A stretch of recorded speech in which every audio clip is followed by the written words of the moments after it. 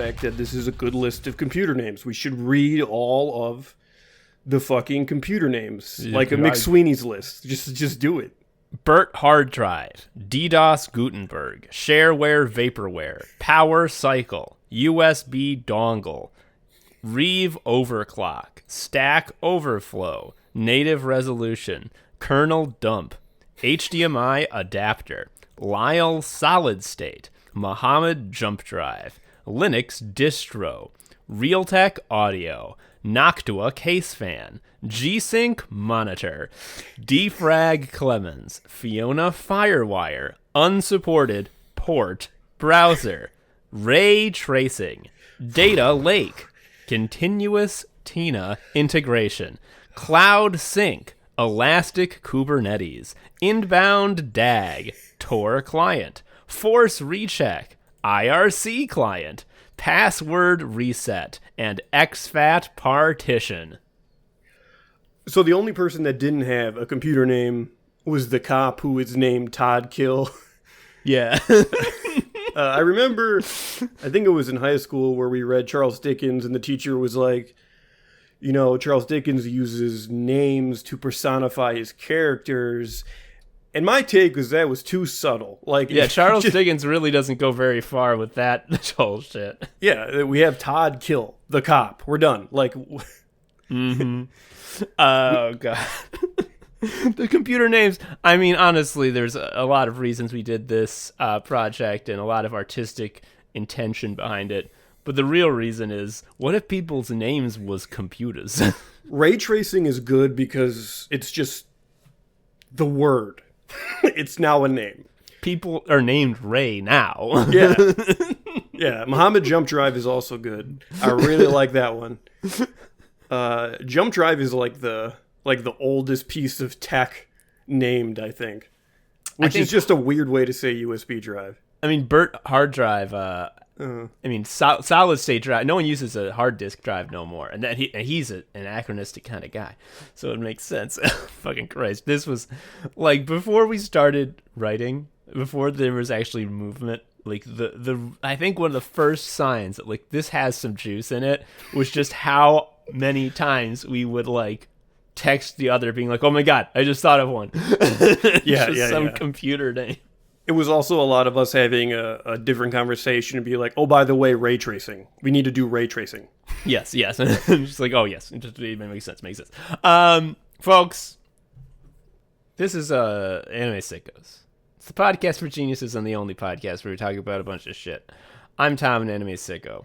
I am Joe, an anime sicko. We are in the in-between times right now. Yeah. You may or may not be aware, but we put out a miniseries audio drama thing called Sicko Shock 2 last week.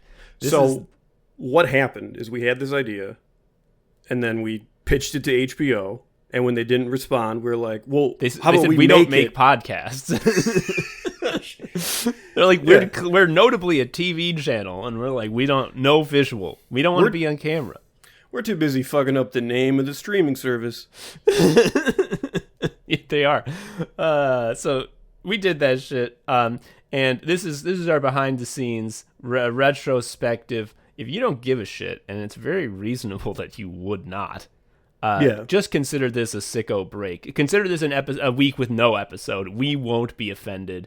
Yes, we will. Yeah, understand this is a treat for the boys of just like immense scale. This is it's fun to sit down and do an episode where there's like no planning needed because it's just going to be talking about what fucking happened this past year and a half. The notes are my life. Like I know what happened because I lived it, man.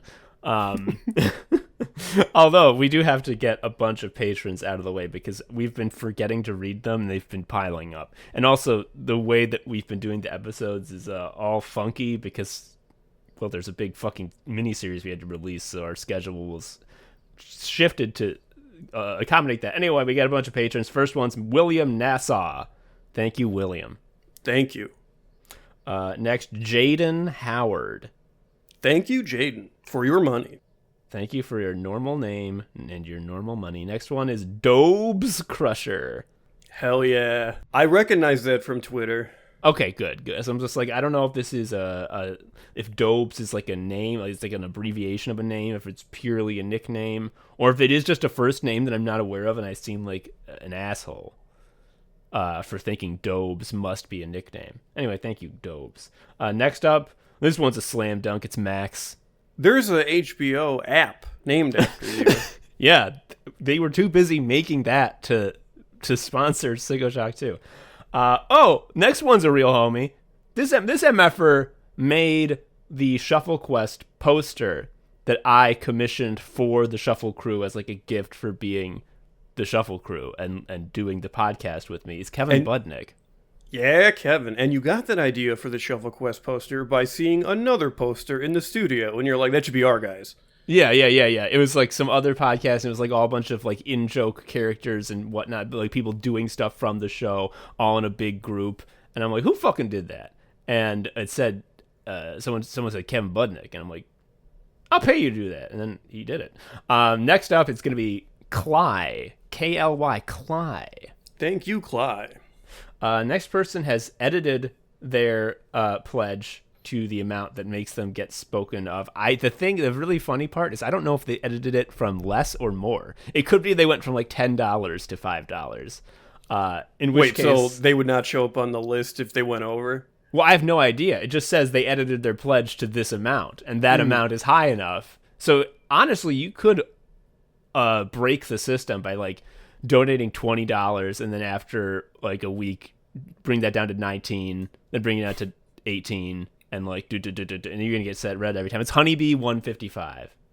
Honeybee, thank you. That gives me a good idea. People should pledge like $100 on a credit card, then say that card is canceled. We would love that. Yeah, just do that. Infinite growth. Yeah. Next up, it's gonna be oh shit. Well, we saw Cly before. This is Hly, HLY, Hly. Thank you, Halai. Yeah. I wonder if that's the right way to say that. I feel like there's clearly someone would say like one detail I'm missing and it's all going to click. And I'm like, oh, it's obviously not Halai. But right now it's Halai to me. Sorry. And our final patron to call out is Taja Tucker Silva. Taja. Thank you that's for a dope the money. Name. Yeah, that is. That's like, I'm playing Chrono Cross now. I would not be shocked if I like encountered someone named Taja who I could add to my party.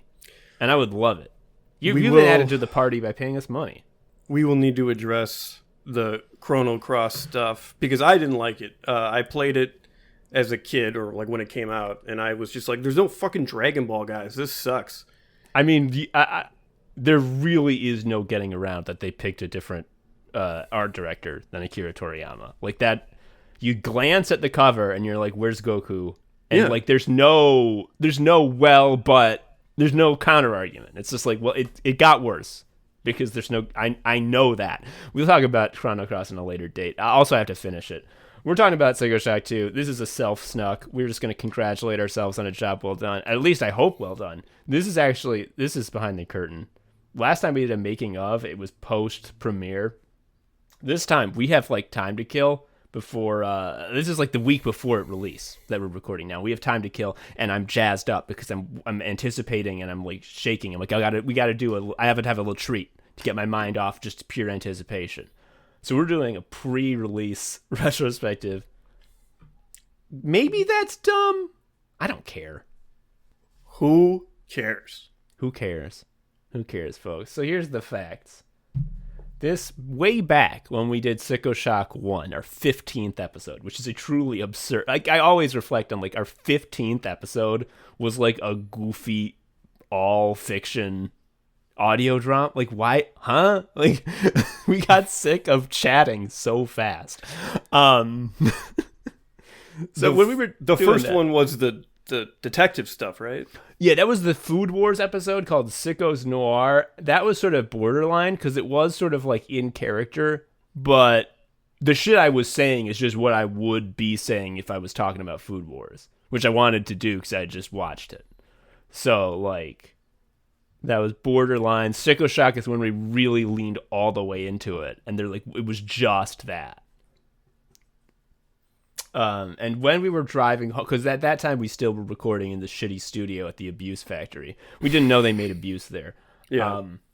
We no stopped one told once. us. They didn't tell us. Once we learned from the news, we stopped going there. Anyway, we're driving back in your Hyundai Ioniq, Joe, and we were noting that we had done a fictional, like an audio drama type episode about anime, the Sickos Noir with Food Wars.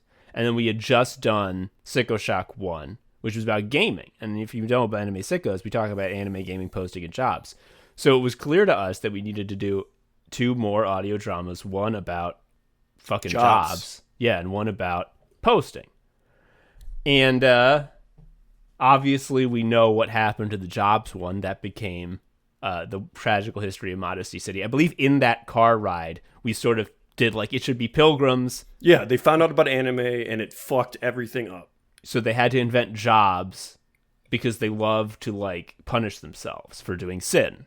Like open and shut. And then we were like, the posting one, that'll be the last one. I guess it'll be sci-fi. Guess it'll be cyberpunk. Because like, you know, once you go pilgrim, you have to do the opposite. That's gonna be cyberpunk. And at the time we were like, we don't need to figure out what the plot's going to be for that. That's in the future. That's like, we're probably never even going to do it. So like, that's just an idea. And the entire time we were doing Modesty City, I sort of had this idea for the next one. Because at the end, I'm like, we're not fucking doing the next one. I'm so tired. I'm so wiped from this. And then we did another one. But I was like, what would the next one be? And I was like, it's going to be... another reason I thought we wouldn't do it, in addition to just I'm wiped and I don't want to do all this stress again. Yes, I do. I'm addicted to it.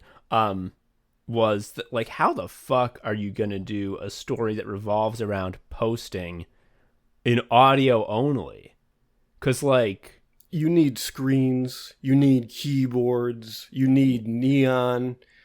You need people looking at credits. But like post, like specifically, if it's going to be about posts, there's got to be posts in it. But like how posts are text, dude.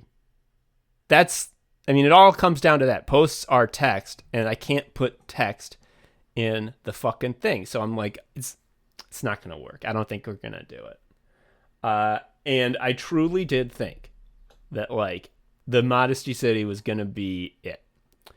And I also was like, and the only time I would change my mind about Modesty City being it in terms of like big ass fucking audio drama shit is if we have an idea that could top that. Mm-hmm. And I'm like, how the fuck, like we went all out. Like this is a fucking 5-act play that we fully produced. Like this is like, we didn't hold anything back. Also the initial thrust of it, like we were in producing mode. Like a lot of it got written from the excitement and the momentum initially. And we had some start and stops with this one, just because of what you're saying. We're like, how are we gonna, Yeah. Like the reason there was that big excitement push with Modesty City, because the other thing, and I fucking talked about this a lot with you before I got rolling, which is like with Modesty City, there was a point, like from before I fucking started writing, I knew what the point was, like the subtext, like the thesis statement. It's about something, you know, it's not just a series of events and jokes. It is fucking that. But like that's a series of events and jokes in service to a point that I'm making about jobs and anime. And because of that, like I always had like a a reference point in my writing process, because I just make sure everything points to that. Yeah. And I know what that is. And because that kept it unified, it felt very natural. Like this is what has to happen next, because it has to be about that. And therefore the writing process was very easy. This shit was not. We came up with the concept, the shape of what would become Sicko Shock 2. I don't know if you remember this. It was when I was in Spain. Do you remember that? One of the times I was in Spain to visit my in-laws, I remember we were doing, and my in-laws took us on like a day trip to like a Spanish city. It was like, 2-hour drive away, which is so cool. Where they live is so dope, because you can just like drive 2 hours and there's a nice little fucking mid-sized Spanish city that you can get a hotel room in and chill for a day. So we were doing that. And like, I don't know what it was about that. I guess because I was on a relaxing vacation. But like, I was really moving. I was schmoving in my brain because I can't believe you don't remember this. It was like where this whole thing came from. I think it was also because I had played Dragon Quest IV at that point. If you haven't played Dragon Quest IV, it is Sicko Shock 2. Yeah. That's Chapters of the Chosen. Yeah, if you look at the script of Sicko Shock 2, the title reads Sicko Shock 2, Chapters of the Chosen. I never ended up using that subtitle anywhere else, but like it's canon that's the subtitle of this.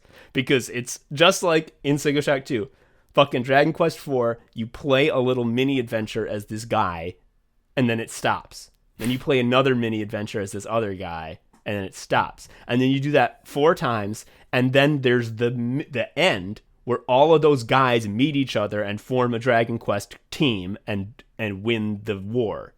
They win the war, defeat the bad guy. And like that, I'm just like, yo, how do we top Modesty City? Because I'm like, the only way we top it is by fucking bringing in visuals, and we do not have the money or the expertise to fucking make an animation, so that's never happening. Yeah. So it's like, what is the way that we top it? Miniseries, motherfucker. We go Dragon Quest IV mode, and everyone gets an episode. Mm-hmm. This is also like, I think, evidence that decision was right, because the way forward was Dragon Quest. It was like, believe in what has always worked. Yes, and also, we were just talking about Chrono Cross lost its way a bit by moving away from Toriyama, who did the art design for Dragon Quest IV. And really every Dragon Quest, literally every Dragon Quest. Joe, can you name that guy? The Chapters of the Chosen is turban and staff hero, right? No, that's Dragon Quest V. This is the guy who has like a tiara that looks like a fish. He has green hair. It's Toriyama who did it. That was what I was setting you up to say. He's definitely a lower tier, even by Gohan standards, Gohan. He really does suck ass. I remember when the Dragon Quest hero was announced for Smash Brothers, and it was all of the alt costumes were Dragon Quest heroes from different games. And one of the ones that they chose to be a 3D rendered good graphics guy in Smash Brothers was the hero from Dragon Quest IV. I understand, because Dragon Quest IV is one of the most famous and best ones, and it has a very unique structure that we fucking copied. And Torneko is in it, which is key. He wears a muumuu. His entire... The reason he gets into fucking RPG battles is so that he can be in a battle where the enemy drops iron armor, so that he can then go and sell it and use it to get a loan to build a tunnel so that he can go home to his wife and tell her he did a good job at business today. He's so good. Did I say he wears a muumuu? Yeah. It bears repeating. And I don't know if he's supposed to have a yarmulke or it's just he's wearing a tiny hat and his head is big. I think it's that. Yeah. Because... But it only, like, visually... reads as one thing to me. There's only one little hat. He's so happy. His little smirk in the official art. Oh, what a king. Anyway, Dragon Quest IV. So that fucking goddamn. So I had that idea, and then so we didn't have much beyond just the idea of like many episodes, many characters. They meet at the end. I didn't have a plot. I didn't have like the world, and I didn't have fucking any of the people, any of the 5 characters, any of the Chosen, the Sherry and the Ganja gang. I do remember we had, and we'll talk about the ending later, because that's going to be really funny to discuss before it's come out, because I have no fucking clue how people are going to feel about that. People are going to yell at us is what's going to happen. You would feel way worse if we had stuck with the original ending. This was the only like plot detail that we had during that initial sort of spark of like, oh, this is it. So we had that structure, and the only plot detail we had is we are Tom and Joe, the ghosts from Modesty City. Oh, that was the other thing. I like it was a miniseries, and also we're not in it. Like we're not in it at all. We're after in it being the main characters. Yeah, in the last one. Be in it at the very beginning and the very end, and I want ideally to by the end people to have forgotten that we were in it at the beginning at all. So like that's what I want that. And what was going to happen is me and Joe, who are ghosts who turned into a computer, because when you put a computer in the place where a ghost lives, the ghost gets trapped in there, and that's how they make AIs. That was one of the first ideas that was like in stone from the jump. So we're AIs and we do some shit. We reach our AI finger into the real world and incite all the inciting incidents so that everyone comes to us. And what was originally going to happen is we're evil. There wasn't going to be Jordy in it. It was going to be we're the villains. And it's like, hey, fuckers, we tricked you. We did this for fun. You'll never win because posting is evil. And then we were just going to kill them all there and laugh, and then the end. But, like, the idea there, right, is that the computer made us evil, right? Like, we were obviously Tom and Joe pilgrims, but being stuck in a computer warped our brains forever. We got Geigist. Yeah. Especially, like, being in a computer and also like having, like, 40,000 years go by, we went nuts, was the idea. Fizz Buzz. We played it too many times. You playing it once sucks. I can't believe it. I learned later. It's like how I use kata, and I like learned later. Like kata is also the plural. You can't say katas, and I'm like, oh shit. And then also like kata is like a practice form. It's like a way to. It's like it's not a move. It's like Tai Chi. Like you are going through the motions to practice the momentum. Which, honestly, the more you got it wrong, the funnier it is. You got the plural wrong. You got the what it fucking is wrong. But it didn't matter, because all that matters is kata equals karate things. Exactly. And similarly, I learned later that FizzBuzz is not actually a game. It's like a programming exercise. It's like you give a student an assignment to like program something that outputs FizzBuzz numbers. And then like, oh, well, now it makes sense. It's not a game you do in real life. Like, so how did you know about it? Did you hear it at work? I heard the words at one point, and I remembered the rules, thinking that's not fun, and thus you were right, but it's not a fucking game. It's it's like anyway. This book sucks, and it's like a Spanish workbook. Yeah, it's exactly that. Yes. It's just got a bunch of blank lines. Anyway, so we had that, and there was sort of the feeling that, like, this is, even then, where we were, like, sort of excited by, making any progress, because it had been a long time since Modesty City by that point, and, like, we did not think it was going to ever happen. Yeah. That we would make any movement on the Cyberpunk one. And so honestly, we were really excited, but starting something that has in every way stopped again is frankly more impressive than just going from the jump. It's not easy to like come back to something that's just like, oh, we had mostly half ideas. The ending not figured out. So there's just getting it going was no small feat. Yeah, the ending not figured out, the beginning not figured out. Also, the ending, like as I said, even though we were like really excited about having it move again, I think even then we were like, this ending is like insanely cruel. Like this is like an evil thing to write. Like why would we're not going to do that? And also, I didn't like the idea of just being evil as a character. Like I like the message of we're the anime sickos much more. Yeah. I think so. What it was what was I fucking? I think, here's why I originally pitched it at all. Because I'm like, why would I say that? Like, I'm a better fucking writer than that to ever even think this evil shit. And I'm like, you know what it was? Is because I'm like, it needs to have a point. And like the point, like what would the point I'm making about posting be? If I were to make a piece of art about posting, what am I saying? And what I'm saying is that like posting is evil and destroys you. And I think also that was the other thing, is that we invented posting. Mm-hmm. And that may have been what pushed us into evil. Like we got further corrupted by posting. And that was why we initially were the villains. But yeah, that fucking sucks. And we eventually, so I know I opened up this fucking document, which I haven't opened up in ages.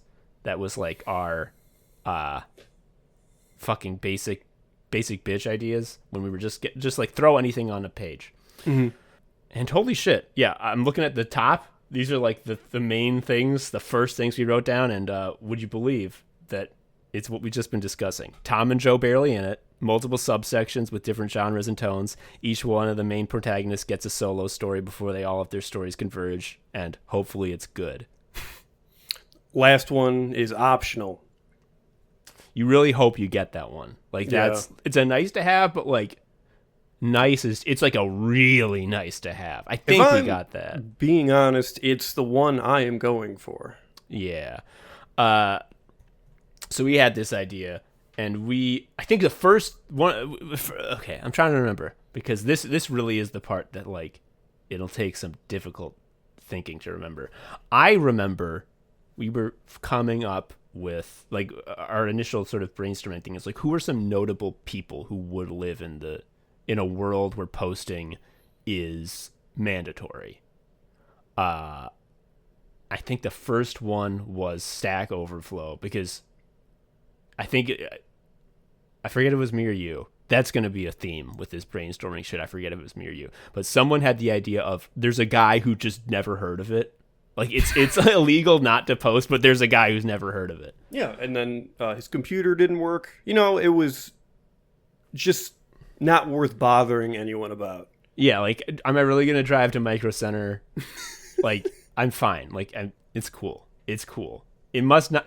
If no one's coming to my house to fix it, it must not be a big deal.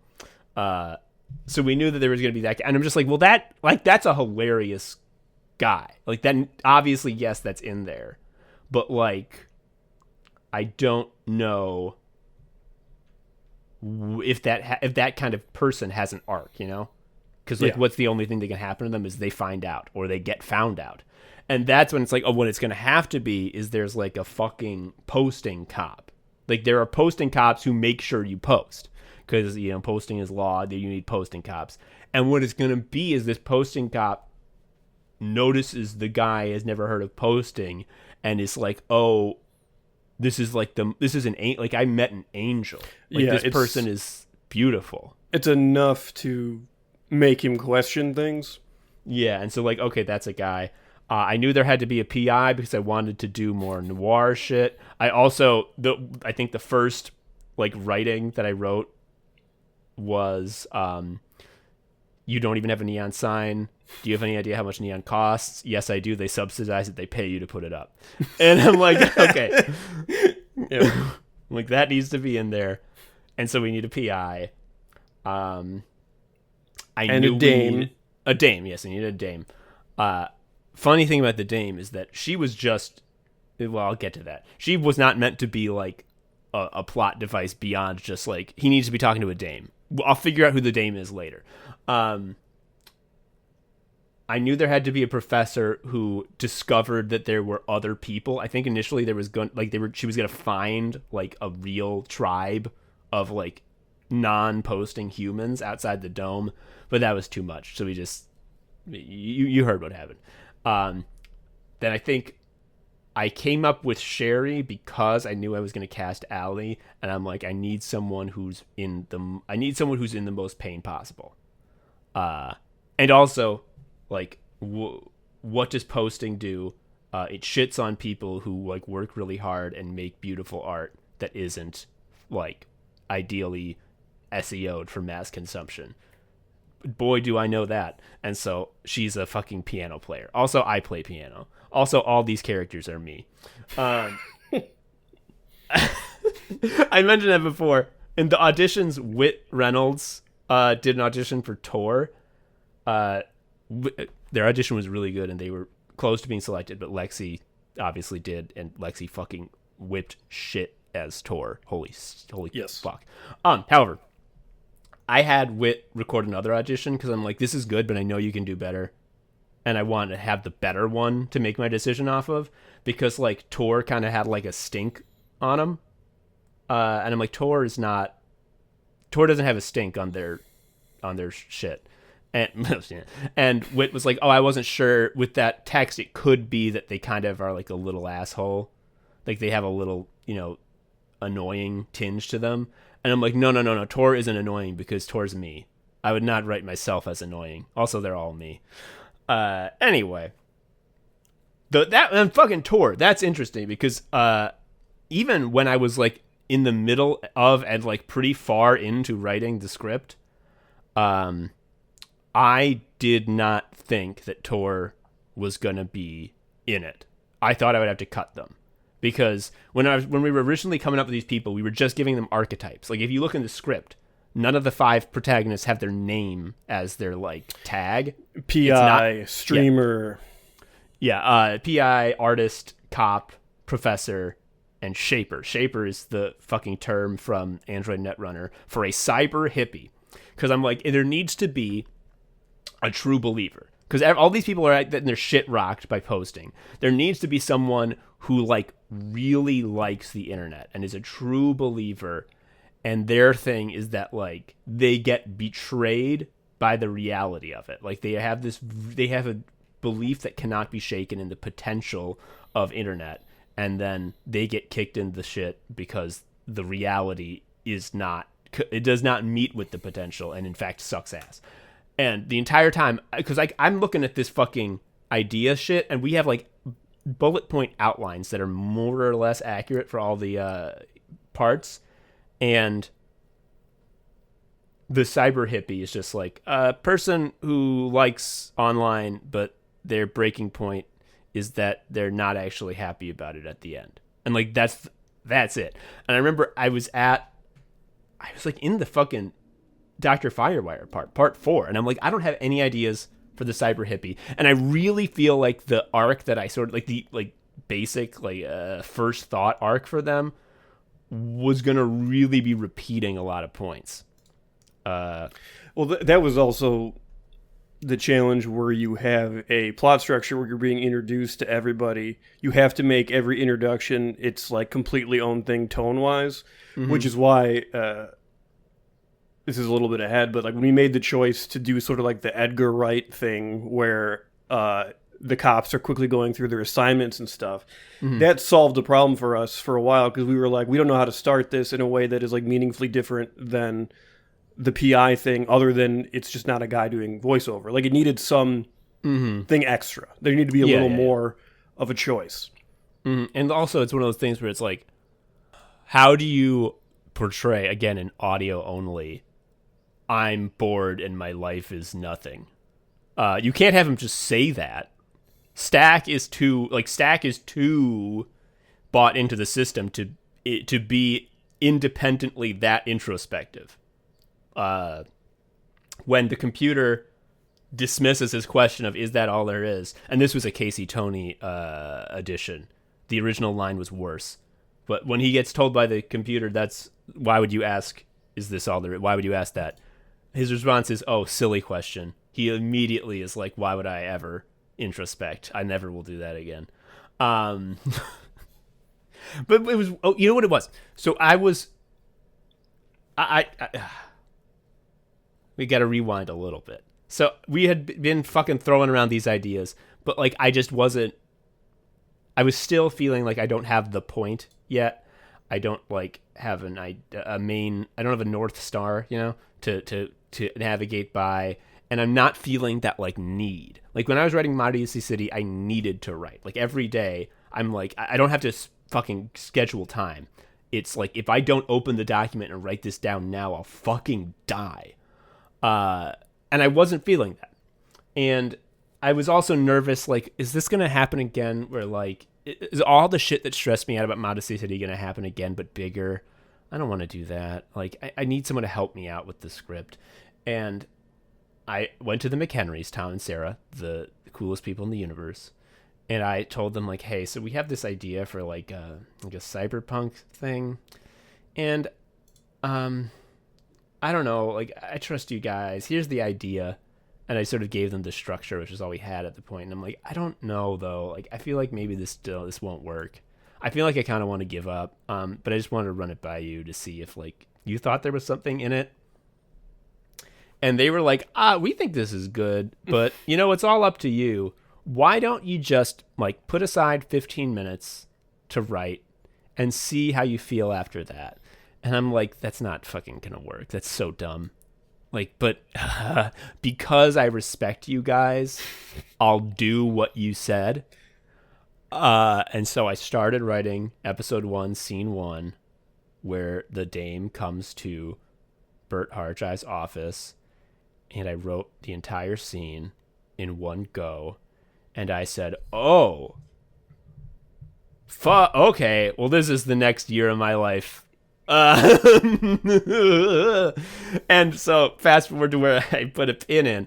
I didn't have anything for tour, and I was at fucking Starved Rock at the cabins that you and Winnie recommended we go to. So me and my wife were in these cabins at Starved Rock State Park, the only place in Illinois that has an interesting looking like topographical big rock profile. Yeah, there's big rocks. It's not flat. And we were just walking around in the beautiful nature. And I'm like, hey, can I like talk to you about this shit I've been writing for the last 2 months? And I haven't been telling her about it because like she doesn't care that much. Like she's interested in that like I am writing something and she'll be interested when it's time. But like I'm not fucking info dumping on her every day. But I'm just like, can I have a chunk of time to just like talk through it with you?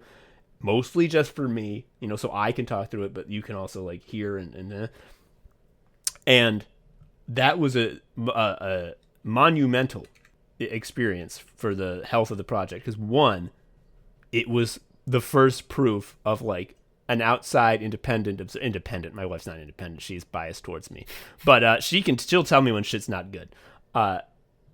Confirmation that this shit was good and interesting, and then also when I got to the fucking cyber hippie part, I'm like, this part I'm not so sure about. I might cut this part, and she's like, well, what would you like? What are you thinking though? Like, what would it be? And I started talking through it, and it's one of those things where like once you talk through it and you get to the part that sucks, and it's like, and this part kind of sucks. Although it would be better now that I think about it if you did this, and then like, oh shit, and well, if you did that, and the next part would be this, and like it just like sort of all falls into place. And I was like, okay, now this is an entire new episode, and it isn't just repeating the same shit before. Because every time you start an episode, it's like, how am I going to not repeat all this shit? Because it's really easy to repeat all this shit.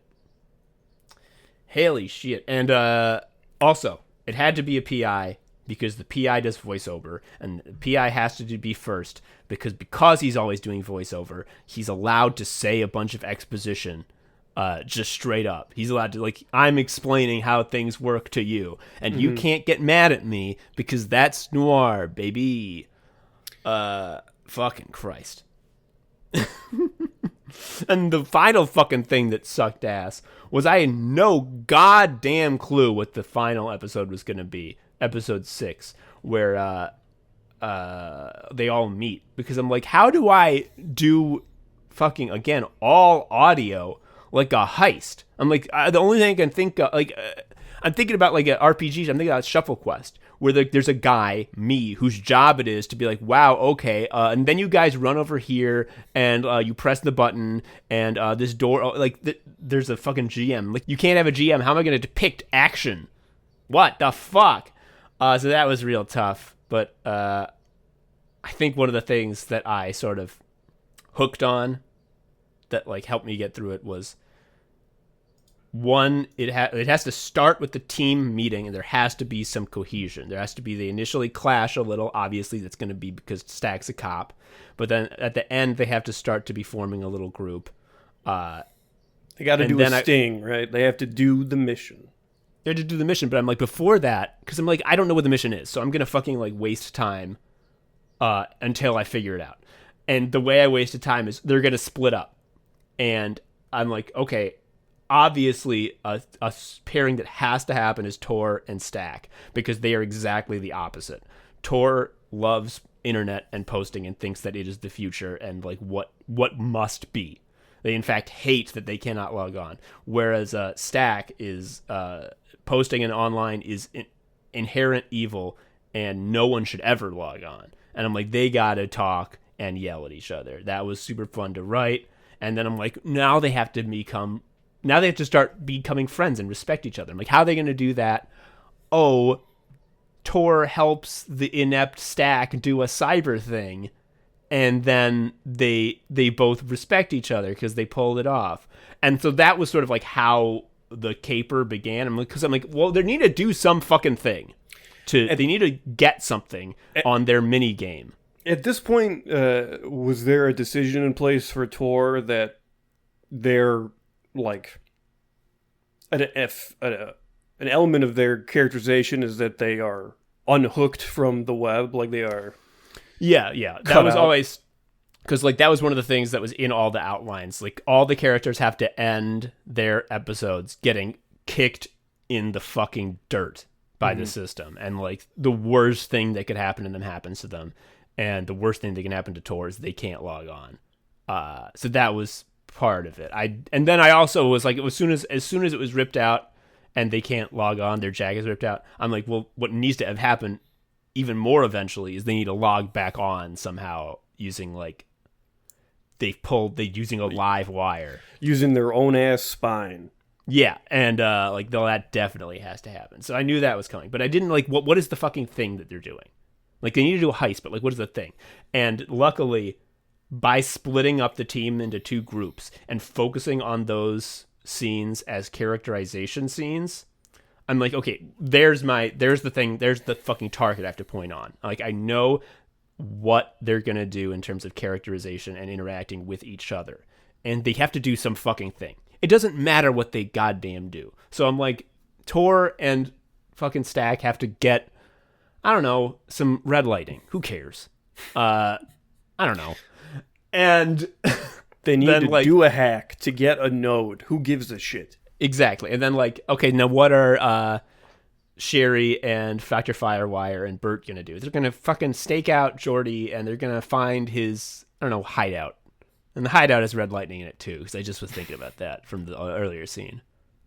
Oh, I guess they gotta like use the red lightning to figure out a fucking weakness and attack his hideout. Yeah, that'll do. And like that's the writing process. That's how I got to there. Folks, that's all there is. Oh, and the other thing is that Geordi becoming the villain, that was so beautiful, because in the beginning I just had Geordi show up in Bert's episode because I thought it would be funny. Right, yeah. It's just like, it doesn't matter that he's this old. It's just funny that there's a teen from before. But it's like, no, actually, what if he's a timeless evil being as a result of his choices? Yeah. And it was, because originally, like, yeah, when I wrote the first draft, episode 1, he was just Geordi. And he didn't do any of that, like there was that foreshadowing line where Bert says, "You've been around here long," and he says, "Oh, I've been around a long, long time." That wasn't in the first draft. It was just like, you know, Link, like from Zelda, like there's always going to be a Link. Like when the world needs Link, he'll be born again. And the world always needs Geordi. And also because you gave me the greatest line of all time, which is, the guy's shoes don't fit after he goes to shit. And I'm like, that's so goddamn dumb. Only Geordi could say this. Yeah. I don't usually like laugh at my own stuff, but when that hit me, I was like, damn. That's the sauce. I really liked it. I'm very proud of that. I hope people like that joke, because it just feels like I really distilled Jonas down to a few lines. Yeah. It's very good. Here's how you know it's good. When we were recording the lines, or doing the fucking table read for the 5th episode, because the 5th episode is where we call back to that, because that joke's in episode 1, we don't talk about it for 3, and then in episode 5 it comes back. And all the people in episode 5, they didn't read any fucking script they're not in. Why would they? So they don't know what this is calling back to. And yet, they all fucking cracked up at this and thought it was hilarious. And I'm like, oh, by the way, I realize now you don't get... So in the beginning, we set this up. And they're like, oh! Like, that's even better! And so that's how you can tell that this is going to fucking whip sack. Also, I believe in recording with Bradley for as Bert. Yeah, he broke a few times just because he had to read the words about his shoes don't fit, and he was like, "I'm sorry, but this is just very funny," and it was like the nicest thing anyone has ever said. He also like he requested, like, can we go run through that again? Because I can do it better.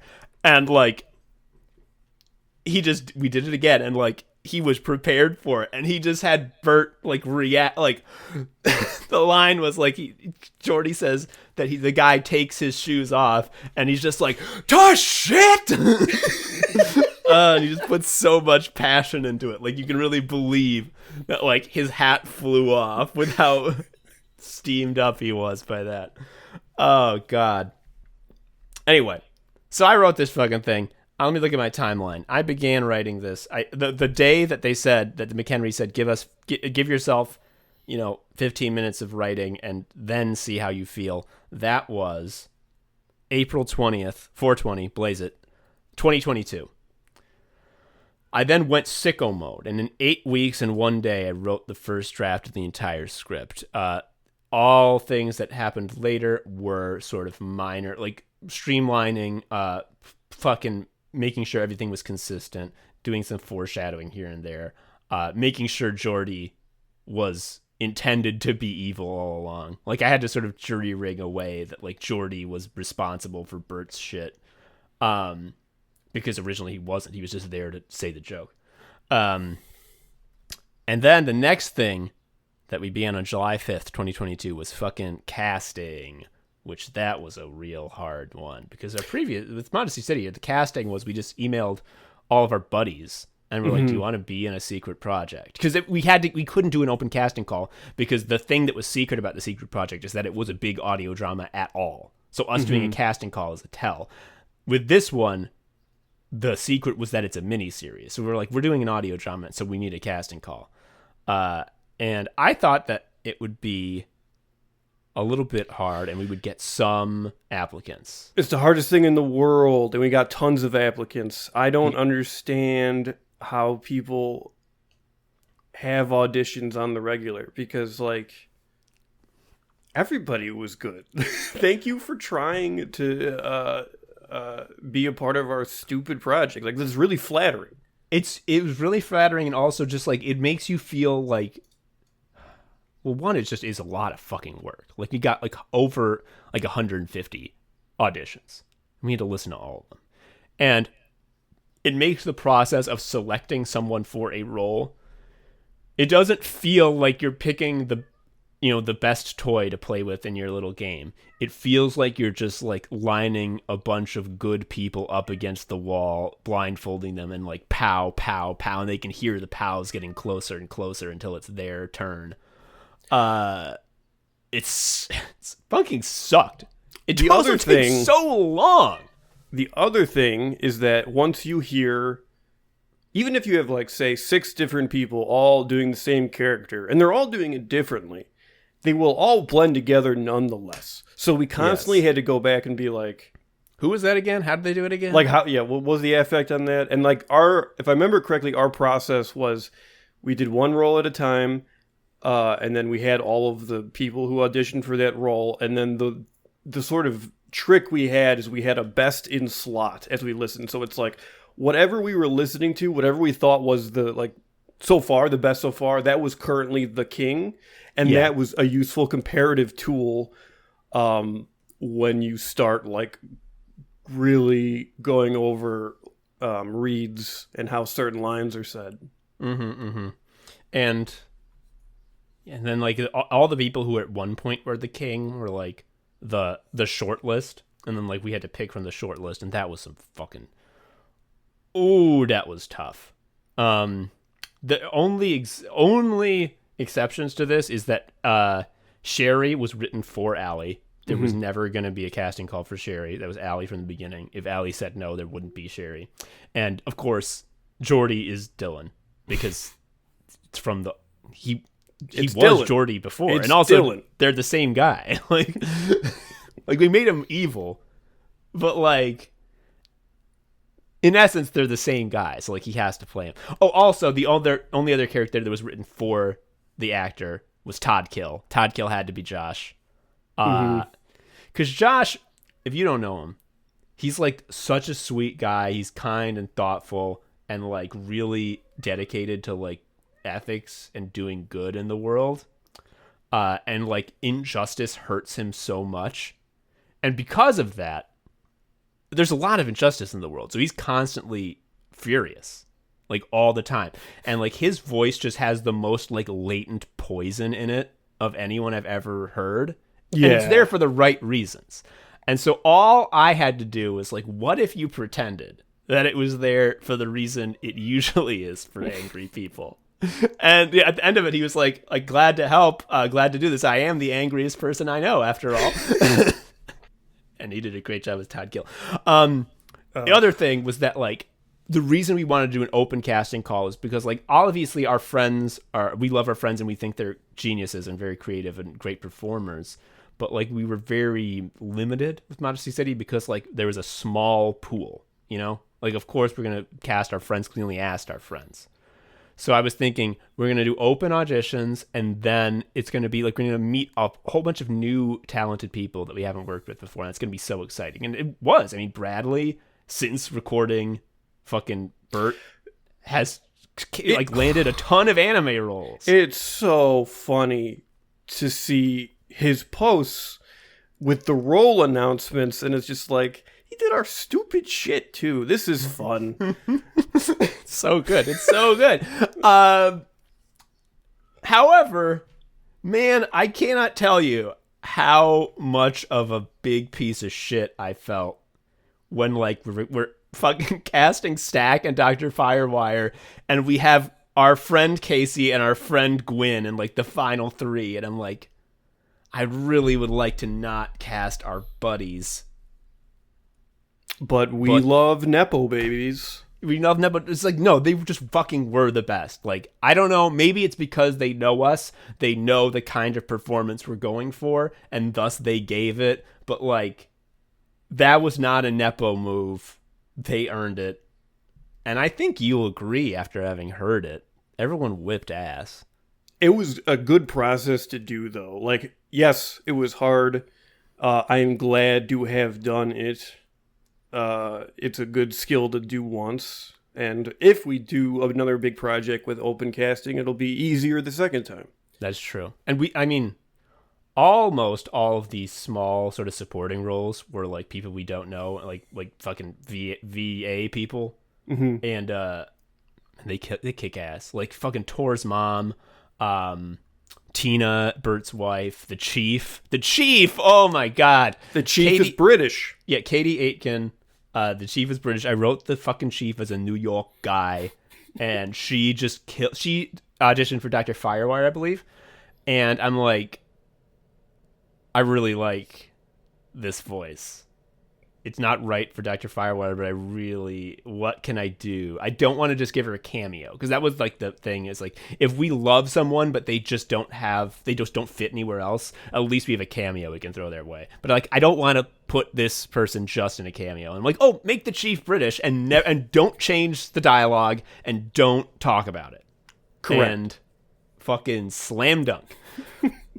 Anyway, after that shit, we did our table reads that, I took a month off, so we finalized the cast on July 28th, 2022. Took a month off because I had to go on vacation, and I didn't want to fuck around with that shit. And then we did our table reads that took between September 11th, 2022, never forget, always remember, and October 6th, 2022, where we would just have as many people as we could for every episode get on a Zoom call and read through it once together, because we knew we wouldn't be recording these with multiple people. You know, the actor will be recording against us, you know, not the actual actors. So we wanted to give people a chance to hear what these characters actually were gonna sound like.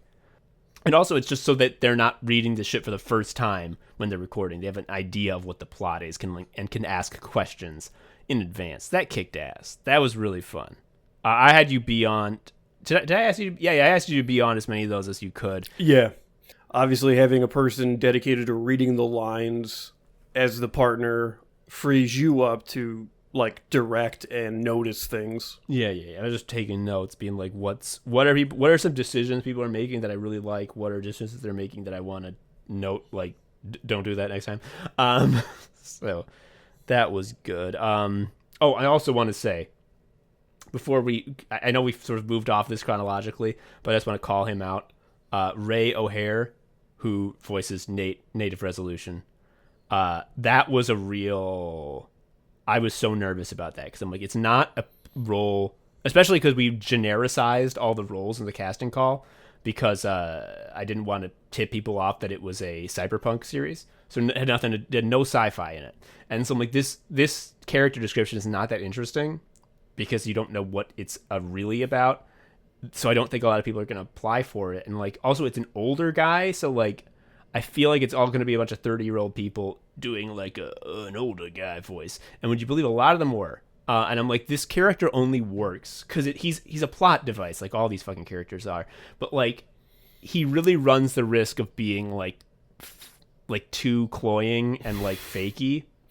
He could very quickly be like, you know how the video game protagonist's wife dies and he gets to go on a rampage? Like that's like basically what it could have been. It's just like, oh, this is the guy to feel bad about. Yeah. And like, I left it ambiguous as to whether there's any homoeroticism in his and Stack's relationship, but I'm like, it could be that this character is the magical gay that awakens our little guy. And it's like, it's really critical that like the actor that we picked to be Nate makes this a person, you know? Like it has to feel like this is a real guy. There has to be like depth to the performance, but also they have to feel like special and weird. That's the thing about Nate. Like Nate is eccentric, like quite literally. He does not post. That is the weirdest thing anyone could do in this world. So like, we need a weird voice that also feels like real and deep. And what did it for me, and I think I told you as much, is that Ray's audition was the only one that had like a little bit of old man whimsy in his voice. Like he was old, but like there was like something fun there. There was a zing. Yeah. Like a lot of the other ones, none of them were bad, but they all saw that the character was over 60 years old, and so they all did a standard old, like I have an old man voice in my repertoire, and so they did that. Should be clear, I would have done the same. Yes, it was a true spark of inspiration that Ray made Nate like kooky, and I'm like, yeah, that's the guy. Fuck. Okay, one more thing about the casting that I want to talk about. So, I asked Chelsea Harfouche, who is a Sicko fan who does this shit professionally, like, how do you do a casting call? She told me a lot. I give her a special thanks in every credits because, holy shit, we wouldn't have been able to do it so well without her. Anyway, one of the things I asked her was, like, we have, like, this is our fucking pay. Like, we can only give this much money. I have a budget, and, like, the main cast gets $200, supporting cast gets $100, minor characters get $50, and that's it. That's all we have. Is that, like, and I was so afraid that it was going to be, like, we were going to get viral for being like, this is like those fuckers. It's like when people ask fans to like submit art on spec, and it's like, that's so manipulative. It's actually asking for free labor. I thought that was going to happen to us because we weren't going to be asking for enough. And it's like, if you want someone to do labor, you have to be able to afford it. Otherwise, fuck off, and you don't deserve to have a project. And I was like so sure that was going to happen to us because I'm like, it's definitely not enough. Like, rate-wise, it's not enough. We're going to get killed. And Chelsea was just like, as long as you're really clear right at the front how much money we're talking about, and, like, that it's fine to just be like, this is not worth my fucking time because the payout's just too low. As long as you're really upfront with that and very honest, it should be fine. It was. However, that's part of why I thought there would be less applicants. No. Voice actors are the most like beaten puppy community of all time. It's so sad. It's like, oh my God, you've been mistreated so much to like be so excited for this. I was surprised to find out that the expectation for voice actors is that you have to chop up everything and edit it for submission. You're doing that yourself when you submit, which I found interesting, just because, like, if I was doing a production, I would want raw stuff. I would want to have all of it. Yeah, my understanding was we do our session. When we done, I say, okay, we done. Export and put it in this Dropbox folder, please. Now. I want it right now. Now, gimme.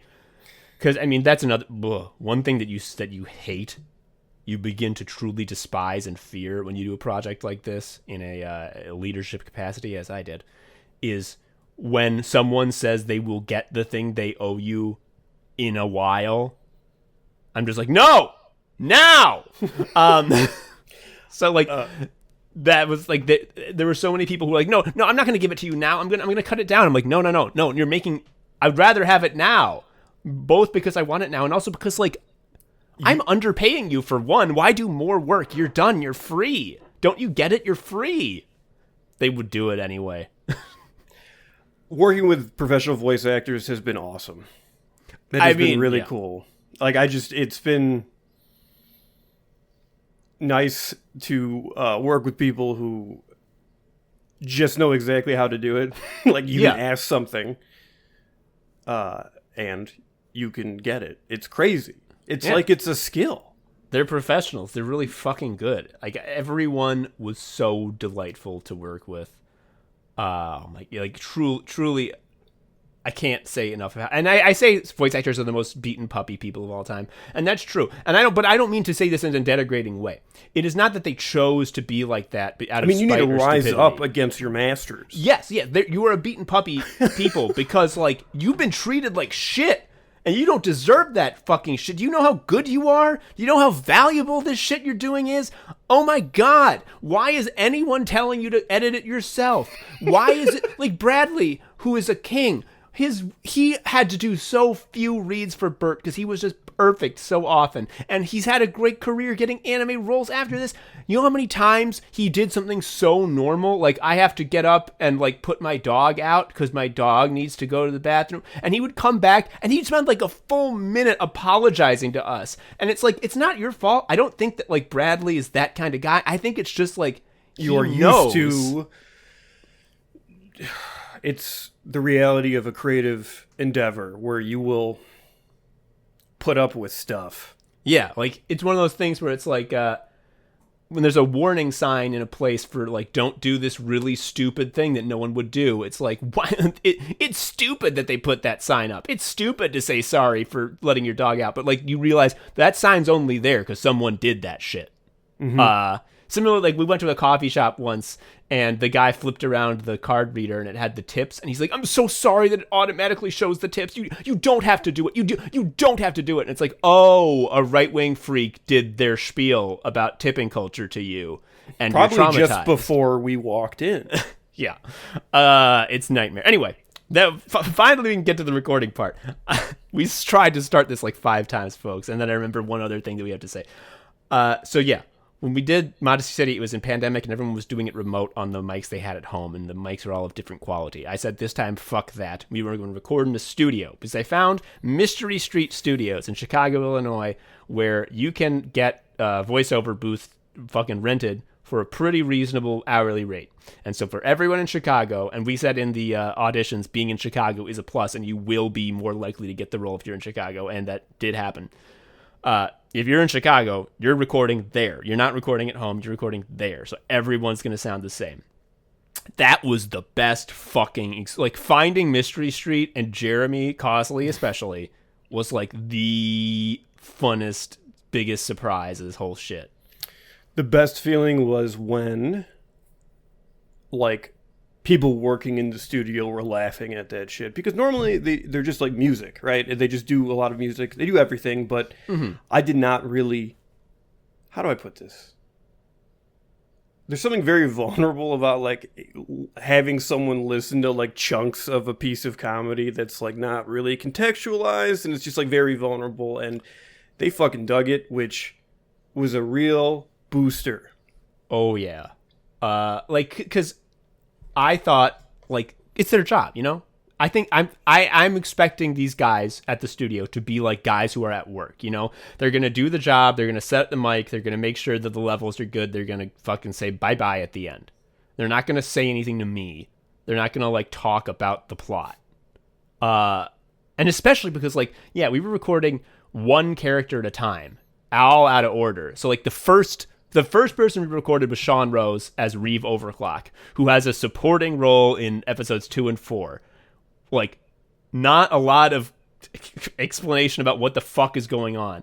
And like Jordy, the main villain, who like is the evil engine of the entire story, was the last person we recorded. So like he didn't hear any like he was like into it and like, oh, I like this, I'm excited, when he had not even heard Dylan's voice.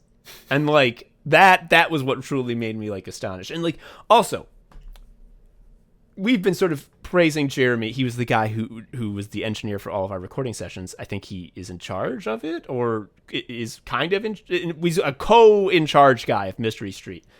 We've been talking about how great he is because he liked our writing. But the other reason he's great is that like he's really good at his job. Like, holy shit. It was such a smooth, frictionless recording experience. Everything went perfectly. We had Adam Goron, who did the audio editing with our last play, come with us to the first one just because he's like, I want to see, I've heard about Mystery Street but never been, I want to see how they do things. And also he was like the sanity check, like, are these guys fucking incompetent? And there was at one point something minor, I don't know what fucking happened, it's beyond my expertise, but something minor happened to the microphone that Sean was recording on, and Jeremy was like, stop, this is probably fine, but let's actually replace the mic. And he stopped everything, got a new mic, replaced it all, started the thing again, and Adam was just like, this is a really good sign. Like a lot of recording engineers will just like press fucking record, and whatever happens, like, that's on you, buddy.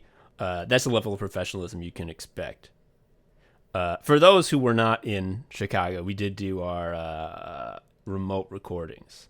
I will say the first one we did was Zoe Lee as Defrag, because it's just like, we need to start off with a treat. And Defrag is the funniest character in the entire thing. I love Defrag so much. Actually, that's a funny story. There's two funny things about Defrag as a character. One is that Defrag is based on my cat, Lucy. Like, me and my wife talk as Lucy. We have a voice for Lucy, and it's sort of a persona that has grown out of us for years, you know, playing the part of Lucy in a conversation. One of us will say something to Lucy, and then I will respond as Lucy. You get it? And so she has developed that personality, which is she's dumb as shit because she's a cat and has a small brain that can't learn shit. However, she is extremely confident. There's no doubt ever that she is right and wise and the best at everything. And anytime anyone tries to correct her, or the world presents something that is at odds with what she believes, she gets fucking furious because you're so goddamn stupid. Don't you fucking get it? Like, what's wrong with you? It's so clear how it should be, you fucker. And so that's Defrag for one. The other thing is that, like, Defrag was kind of like getting like crass, and it seems to me like very like like there wasn't much to the character. It's like this character's just saying like dumbass shit all the time. There's no twist. This is like very first thought of a character. And the thing that was like, oh, that's a very easy way to make this not someone you've seen a million times, is Defrag's a girl. Like, slam dunk. I wrote Defrag as a boy originally, switched that shit up, it's much better. So Zoe was the first person we recorded remotely, and that truly was incredible, because every line is like, please say this in the funniest way possible. And like, as soon as we were both going, ha ha ha, it's like, okay, we can move on. And thus, that was a session where we went ha ha ha a lot. That kicked ass. Oh my god. All right. Last thing. We're just going through chronologically. We were done with the recording November 27th. I selected all the final takes December 28th, 2022. And then I was like, next thing is to get all of the takes over to Adam. And Adam is going to put them all together and do all the sound effects. And then Adam said, I misunderstood what a huge job this would be, and also I'm trying to be less sedentary just for health reasons in 2023, and that means I can't take on a really long project that involves me sitting for the second half of my day after I already sat at work. And I'm like, like, my back fucking sucks too. I understand completely. I can't argue with that. but also, oh no, what am I gonna do? Like, I don't know how to do any of this shit to the level Adam can. And who can? He's the only audio guy I know at this level. And so I had a huge panic attack until I was directed to by Sean Rose and Stephen Winchell, our homies, to Eric Garneau, who did Stephen Winchell's series Batman at the Bat, where Batman plays baseball against the Batman villains.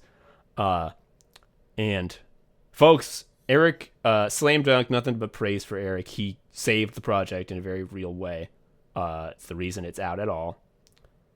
The one thing that's slightly not unqualified praise I'll say about Eric is that when he heard about this, he heard about how much we could pay him, what was in the budget, and like what the work was. He says, "Oh, I'd love to do this for sure. I'll be done by the end of April." This was on January 18th, 2023 that he said this. And I said in my head, no, you fucking won't. And I said, sounds great. If you do need more time, though, this is a secret project. There's no deadline. So if you need more time, you can have it. And he's no one is asking for this. He said, I'm not going to need more time. Folks, he needed more time. It's like it's not his fault. I knew how long it would take. I said, even during the script process, I said, I think this is probably going to come out June, July 2023. And I was right. So, like, Eric killed it. He did exactly what I hoped he would. It's just that initial end of April estimate, I don't know what he was thinking. Every time you got an update, though, or a new cut or edited things, you were experiencing Christmas. Yeah, it really is like an incredible amount of treats. Yeah. So good. And like, it was a great working relationship because he would give me the treat, I would listen to it, and I would have all my notes, and I would write out all my notes, and then like 2 days later, I would get the new draft, and it would be like, oh, fucking, it's double treats, because it's all that shit I loved before, and then all these other things that I wanted to be changed are that way again. Like, yes.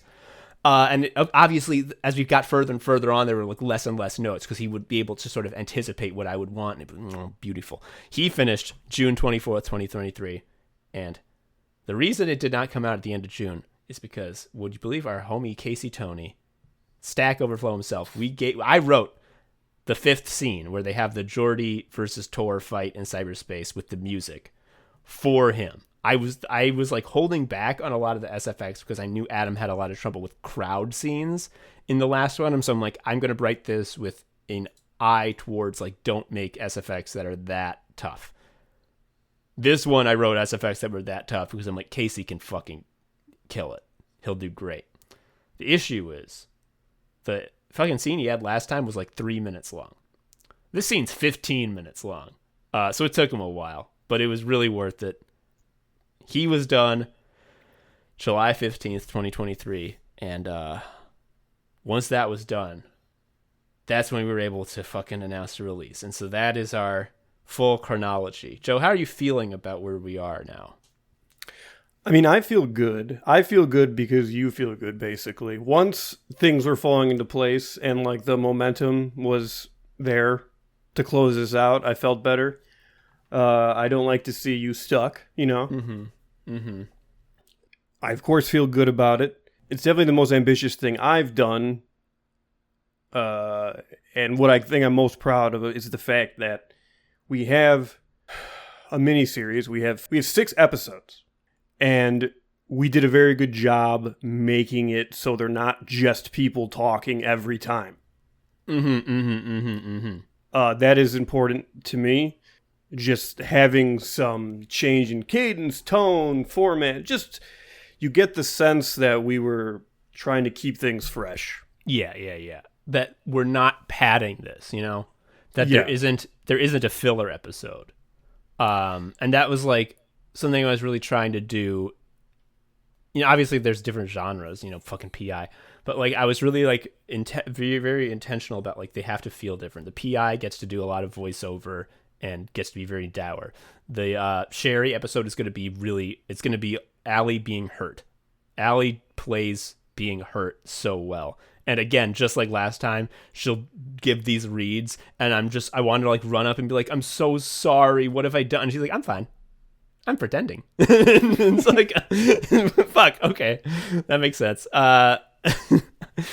And then like the stack episode, like that, the core of that was like a real friendship developing. Like it needed to feel real, and I wanted that to be like what the main thing was. I wanted you to feel like you cared about Stack and Nate being friends and like having a good life. And then episode 4, I'm like, this is the joke one. Like this is the one with a bunch of gags. I wrote Defrag to be like, this is the comic relief episode. And that's sort of why I was like a question mark about Tor, because I like didn't have the explanation of like what's this one gonna be like different. And I think the key to fucking fixing that was realizing how to write a scene of Tor performing, like what a stream is to like listen to. And once I figured that out, I'm like, okay, I get it now. They're a performer. They're famous. They're Fia from fucking Shuffle Quest. Fucking Christ. Lexi was so good as Tor. Holy shit. I know we're past that, but like, everyone's so goddamn good. I want to talk about the ending because so I had a homie named Alex M who helped me a lot with the script. They like agreed to read the script when I would like finish an episode and like give me like real feedback, which is an incredibly rare thing to get. If I ask my buddies to read a script and give me feedback, they won't read it. 2, if by a miracle they read it, they will highlight certain lines and write LOL and LMAO, which, thank you, but that is the most useless thing in the world. I know those lines are funny. I wrote them that way. But also, you should tell us when they're funny. Yeah. Yeah, well, but it shouldn't be only that, and usually it's only that. Alex M has an incredible asset, which is that they're not a Sickos fan. They don't think very much of our podcast. The only episode they enjoy, as far as I know, is Oops All Sketches. And we know that because they posted a big thread giving like real critique of our writing that was like, oh, you pay attention and you care. Yeah. Like, that's incredible. And so I asked them, like, would you like to do this? And I cannot say enough about how their feedback really tightened up this entire project. It really felt great. And also, they started to get into it. Like, as it got better and better, this person, again, who was not a fan of our show, doesn't like us. I think that sounds bad. They're neutral. It's not like they hate us. They're just not a huge fan. They're not a sicko head. They don't like the ones where it's us talking, but they love the ones where we're doing sketches. Exactly. And like, there's no one else like that, for the record. There's only one person in the world. Yes, and it's them. Thank God they looked at the script and gave feedback. Anyway, so they were getting into it. I'm feeling really good about how well it was coming out. And then I showed them the final episode, and they got to the end, and they just had one note that was just like, I really hate this ending. I truly despise every part of it. I think it was a terrible decision. I think it weakens the entire piece. And I wrote, well, that sucks because this is it. Like, this is the ending. Like, this joke is what it's all been about. And like, I did add that bit in where I sort of make it clear, like, just so you're aware, your thing is also gonna happen. Like, you didn't lose, okay? Like, your thing, that's gonna happen. It's just gonna be off screen, because the reason there is a screen is for us, the anime sickos. Do you think people are gonna like this show? Yeah, because it's here's my take. Even if you do not like the ending, you could not deny the amount of work we have set aflame to make it happen. You see what I'm saying? We have packed the cannon full of powder.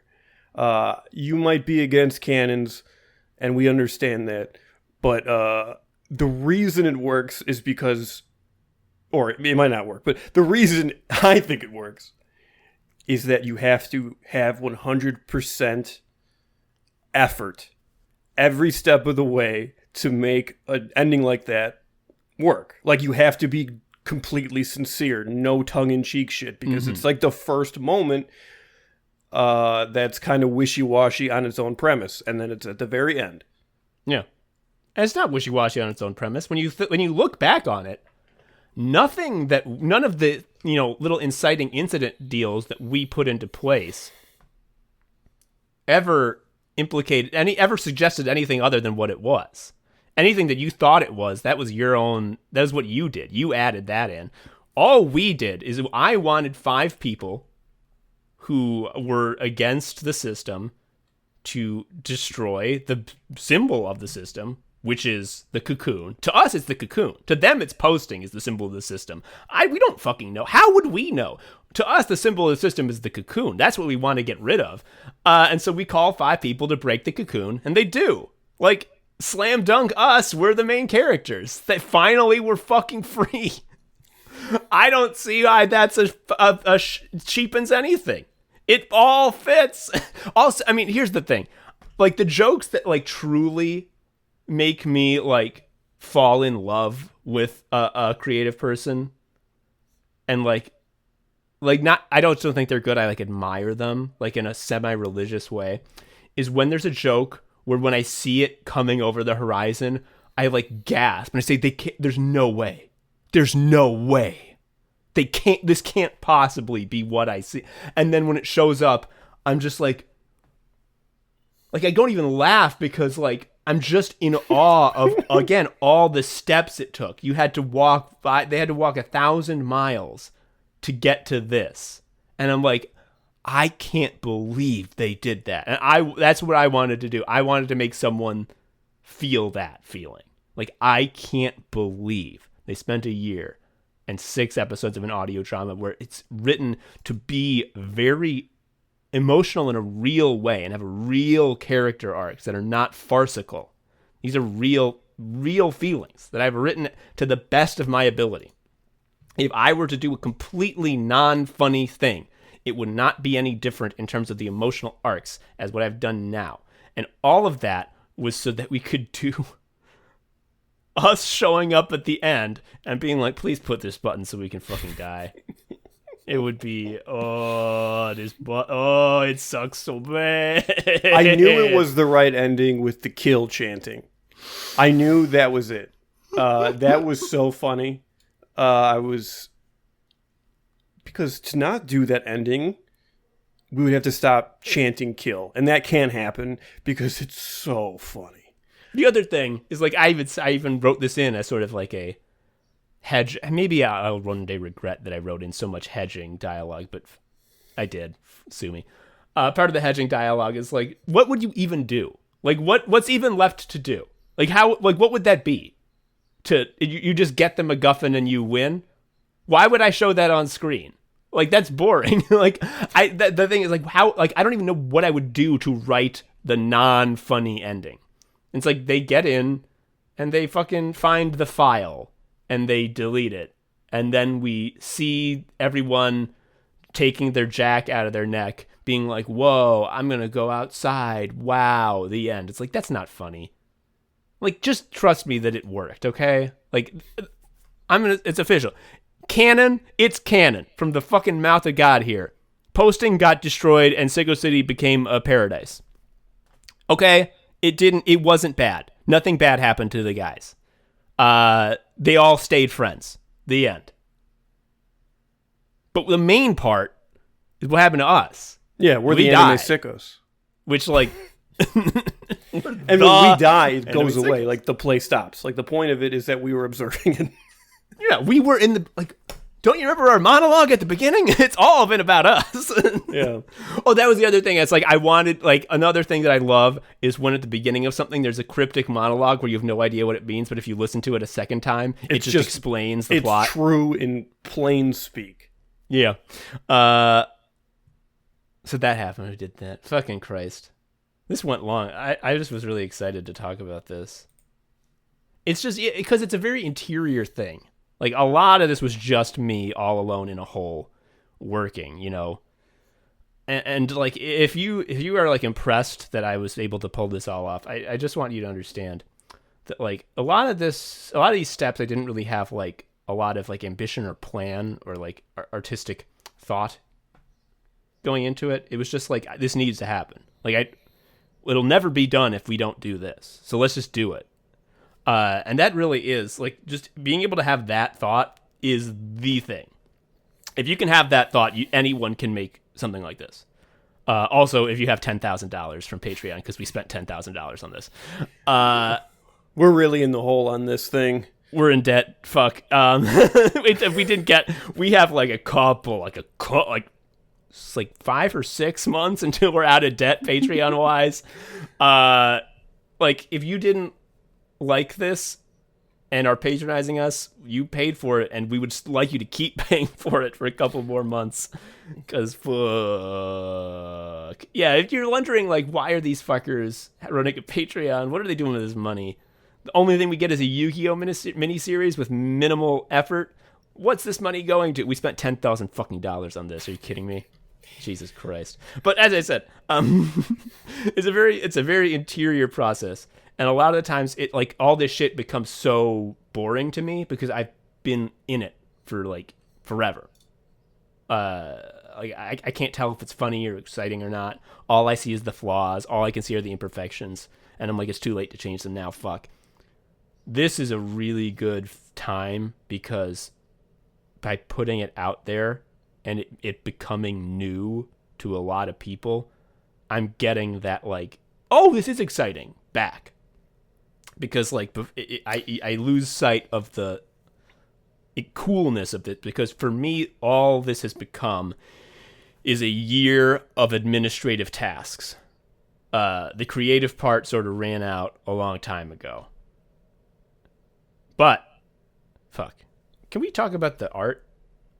This will be the last thing. Yeah. My back hurts. We got to close up. But yeah. Each episode effectively gets its own poster, I would say. Yeah. I'm going to share my screen so you can look at these fuckers. We're mixing mediums here. Yeah. First episode, we got our homie Zach Gorman on the mic, working with sculpture. I couldn't believe he did this. Okay, fuck. So he sculpted Bert and a spooky skull with the lighting. I wish this was possible. I wish he could have pulled this off. It didn't. I totally understood why he would not pursue this and why it didn't pan out. It never. Looking at it rationally, it's almost impossible to imagine it would pan out, but it was so fucking good. He was going to sculpt the words Sicko Shock 2 and put them, like, off screen and light it such that the word Sicko Shock 2 would be in shadow in the little diorama he was making. That didn't happen. It would have been the coolest thing in the universe. It's the coolest thing I've heard. But, like, you shoot for the fucking stars, you still land at another star, which he did. I love this fucking Bert. He's such a lunk. That was another, like, when I was giving the fucking descriptions of the characters to people, I was like, don't make them hot. Like, these are normal guys. Like, that's something that I whenever I am, like, commissioning art, I'm, like, really, like, don't make them hot. If you make them hot, they become boring. You make them hot, they become house style. Everyone draws hot in a very similar way. Well, not everyone, but most people draw hot in a similar way. They gotta look normal. And, like, Bert's a fucking lug here. I love him. He looks like he's got a little bit of ogre in him. He does have some ogre. Next up for episode 2. Yeah, this is Erica Lavin. She also did our promo images. You know, with the fucking skull. You know, the computer skull. It's like a Mac, an old Mac with a skull. Yeah. So I saw her do a piece of personal art that looked very similar to this, and because I had no idea who I was going to ask for episode 2 or what I was going to ask for. And I was just like, oh, hey, Erica, can you do that again, but write Sicko Shock 2 and put some fucking piano keys near that shit? And she did, and it's incredible. Yeah. Thank you. Like, seriously. It's so goddamn good. I also love how I didn't tell anyone how to write Sicko Shock 2. I'm just like, have there be somewhere the text Sicko Shock 2 and episode X character name. And I really love how everyone's choices for, like, typography were so different. The Sicko Shock 2, how it's written out here, oh, so fucking good. And then we get Casey Nowak for episode 3. We got Stack and Ray in the coffee shop. It looks so goddamn cozy. My direction... This is cozy core. My direction to them is make it the coffee shop you want to be your coffee shop. Like, please make the ideal coffee shop. Because, like, that's what this is like, Stack lives a horrible life, and he's shown, like, paradise. It's like, anyone can. A human being is allowed to live a beautiful life. And, like, this is it. So good. Look at Ray. Look at Nate. Look at this fucker. He's so fastidious. I love it. He looks cozy. And then episode 4, Casey Green. Oh my god. So folks, if you haven't seen it, go look at it. It got Betty Boop eyes. Damn it. Betty Boop eyes. The tower of Sicko University is Betty Boop eyes. The school shooter in the tower is Betty Boop eyes. And this is the best shit. When I was describing the characters... I didn't. This is legit the first time I've noticed the sniper in the clock tower. I described the main characters. I'm like, there has to be Dr. Firewire, there has to be Defrag, and there has to be Reeve, Dr. Overclock. And I was describing Defrag, and I'm like, Defrag's kind of like a Muppet. Like, she just is there to say gags, and she's not really like a character. She's a Muppet. And Casey's like, got it. And he gave me a draft where Defrag's literally a puppet. Like, there's an arm coming out from under her. And I'm just like, you know what? Hell yeah. I love it. Episode 5 by Evan Dom for Tor Client. This is, like, honestly a beautiful piece of art. Like, this is truly astonishing. Like, a lot of them are kind of silly. This one just is like I had it be like, because this is sort of a semi-religious person. Right. Sort of riff on religious iconography. And Tor's doing that thing where you have your 2 fingers up that saints do. It looks... And there's a halo effect by the computer ball behind Tor's head. Yeah, Tor's got glowing eyes. The fucking computer shit behind them kind of looks like wings. Like, it's like, oh, I understand why religious artists of the old days used all this iconography. It's fucking powerful. Like, this is so good. Yeah. Also, if you've never seen a picture before, some missionaries are like, here, look at this. It's like, wow. Yeah. And then the final piece for episode 6, Sharing the Ganja Gang by John Keogh. He was the first one we actually got art from, because I'm like, every time we've worked with John Keogh in the past, we've asked him for some like really ridiculous thing that's hard, and he's like, got it, and gives us exactly it, like, really well tomorrow. And I'm like, you're gonna have to do the character design for 6 characters, the 5 main characters and Shorty. I have little descriptions for each of them, and it's up to you to make a character design that everyone else can base their art off of. And, well, he did that on the first try. Like, that's them. Like, I think it's the least stylized of the art styles of all the fucking artists who did cover art. It's matter of fact. So this is, like, to me, like, this is canon what they look like. Like, if they became real life, they would look like this. I also love that my description of Jordy is if Kid Vid from Burger King was the devil. And, man, did he ever do exactly that? Look at that fucker. He's shooting force lightning out of his fingers like an evil guy. So goddamn good. Holy fuck. That's, I hope you liked that stupid show we made. That's all. That's all. Chuck wrote all the music. Oh, fuck, I didn't talk about the music. Chuck composed, like, fucking sonatas and shit. Jesus Christ. Thank you for listening to Anime Sickos. I've been Tom, a sicko. You can follow me on Twitter at TomHarrison19. Joe is also a sicko. You can follow him on Twitter at Sharia Uncle. You can follow Anime Sickos on Twitter at Anime Sickos, or email us at animesickos@gmail.com. Please leave us a review or something. I don't know. Tell a friend. Anyway, until next time, bye.